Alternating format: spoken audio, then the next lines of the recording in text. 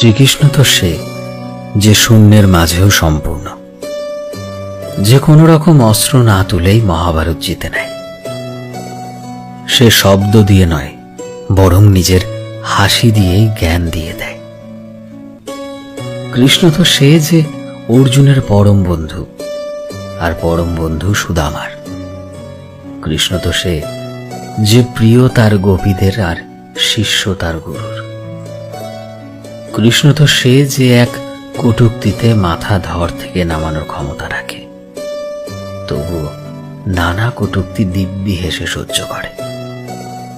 কৃষ্ণ তো সে যে বাঁশি বাজালেও প্রকৃতি নাচে, আর সুদর্শন ওঠালে সময় অবধি থেমে যায়। কৃষ্ণ তো সে যে ভালোবাসাও শেখায়, আর মোহমায়া থেকে ওপরে উঠতেও শেখায়। যুদ্ধের সমর্থনও করে, আবার শান্তিরও বার্তা দেয় সে।